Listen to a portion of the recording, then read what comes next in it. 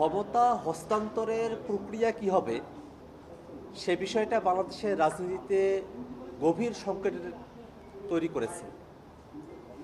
আমরা দেখেছি যে বাংলাদেশের রাজনৈতিক দলগুলো ঐক্যমত্যের ভিত্তিতে তত্ত্বাবধায়ক সরকারের ফর্মুলার ব্যাপারে এর আগে একটা একমতের জায়গা তৈরি হয়েছিল।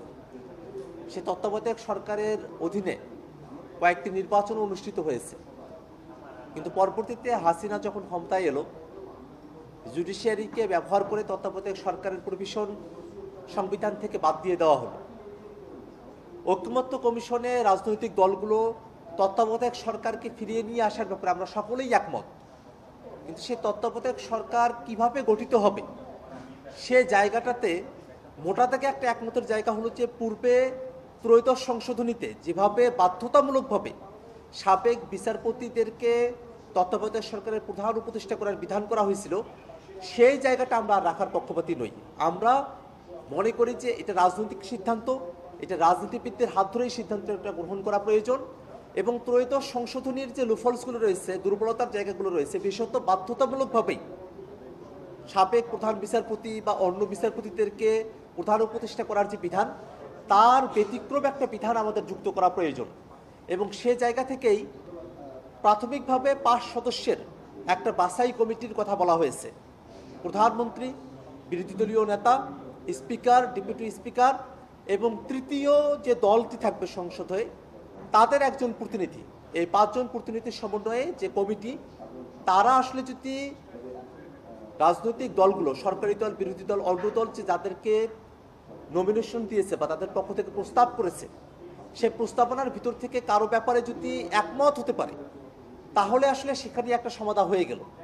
যদি একমত না হতে পারে তাহলে 1/4 এই ভোটে একটা সমাধানের দিকে যাওয়া যেতে পারে। সেভাবেও যদি সমাধানে পৌঁছানো সম্ভবপর না হয়, সেক্ষেত্রে এই 5 জনের সঙ্গে অ্যাপিলেট ডিভিশনের একজন বিচারপতি এবং হাইকোর্ট ডিভিশনের একজন বিচারপতি, যাদেরকে আসলে প্রধান বিচারপতি, সত্য সাবেক প্রধান বিচারপতি এবং জ্যেষ্ঠতম আপিল বিভাগের বিচারপতি, তারা 3 জনে মিলে এই 2 জনকে সিলেক্ট করবেন। এরকম 7 জনের একটা বডির মধ্য দিয়ে, যেখানে র্যাঙ্ক চয়েস ভোটের সিস্টেমে যে প্রস্তাবগুলো অলরেডি করা হয়েছে রাজনৈতিক দলগুলোর পক্ষ থেকে, তার মধ্য থেকে একজনকে প্রধান উপদেষ্টা পদে নিয়োগ করা হবে। আজকে কমিশন এই প্রস্তাব উত্থাপন করেছে। আমরা মোটা থেকে মনে করি যে সরাসরি ত্রয়োদশ সংশোধনীতে যাবার যে প্রস্তাব, তার থেকে বরং যে বাছাই কমিটি গঠন করা হয়েছে, প্রধানমন্ত্রী, বিরোধী দলীয় নেতা, স্পিকার, ডেপুটি স্পিকার এবং তৃতীয় দলগুলোর একজন প্রতিনিধি, সাথে বিচার বিভাগের 2 জন প্রতিনিধি, যে বিচার বিভাগের 2 জন প্রতিনিধি তারা নতুন করে কোনো নাম প্রস্তাব করতে পারবেন না, তারা শুধুমাত্র ভোটে অংশগ্রহণ করতে পারবেন। এই নিয়োগ কমিটির মাধ্যমে, বাছাই কমিটির মাধ্যমে র্যাঙ্ক চয়েস ভিত্তিতে যদি প্রধান উপদেষ্টা নির্বাচন করা হয়, মনোনীত করা হয়, তাহলে এটা একটা ফলপ্রসূ সিদ্ধান্ত আমাদের কাছে আসতে পারে।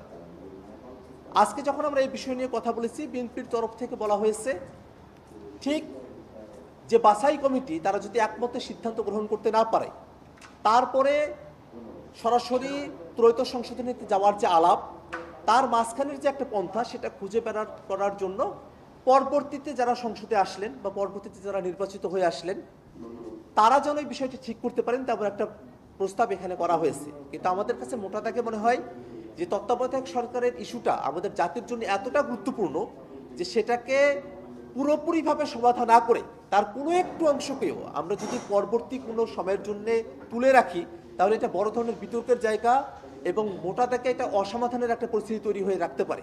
সেক্ষেত্রে আমাদের প্রস্তাবনা ছিল, ঐক্যমত্য কমিশনের যে কমিশন যে প্রস্তাব করেছে, অধিকাংশ দল সে প্রস্তাবের সঙ্গে একমত।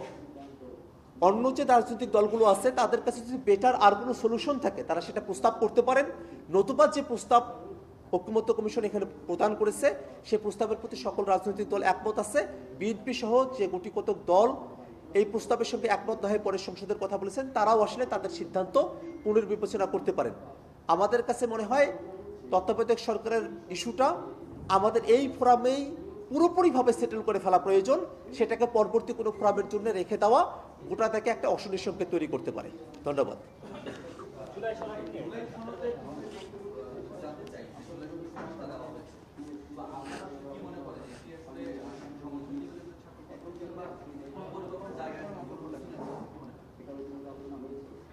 ঐকমত্য কমিশনের তরফ থেকে জুলাই সনদের খুবই প্রাথমিক একটা খসড়া আমাদের কাছে দেয়া হয়েছে। আমরা সেটা নিয়ে বিচার বিশ্লেষণ করছি এবং অবশ্যই সেখানে সংযোজন বিয়োজনের বিষয়গুলো থাকবে, আমরা সেটা কমিশনের কাছে ফর্মালি উত্থাপন করব।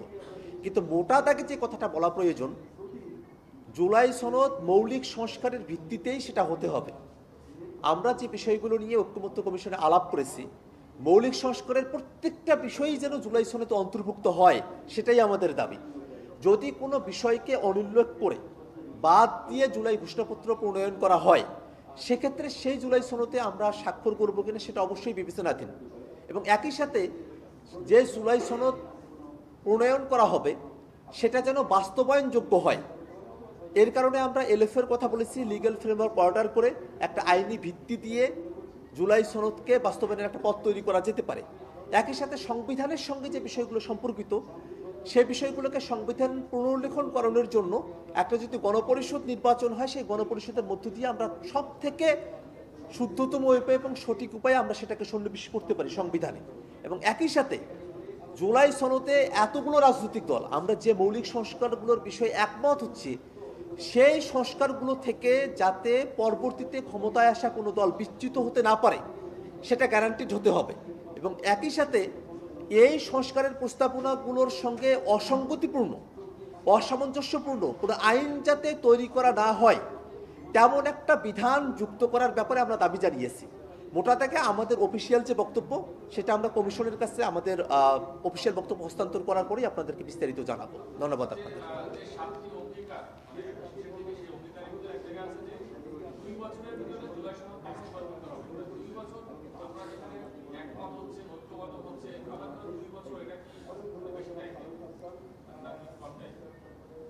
আমরা বারবারই এই কথাটা বলছি যে জুলাই সনদ আমরা যেখানে যেভাবেই হোক না কেন, আমরা যখন মৌলিক সংস্কার ভিত্তিতে এখানে একমত হচ্ছি, সেটাকে যত দ্রুত সম্ভব এটাকে বাস্তবায়নের পথ আমাদেরকে অন্বেষণ করতে হবে। এটাকে কোনোভাবেই একটা দীর্ঘমেয়াদী জটিলতার পরিস্থিতির মধ্যে আমরা ফেলতে চাই না।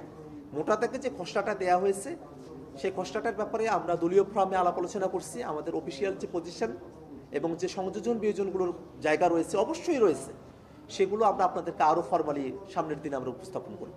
ধন্যবাদ।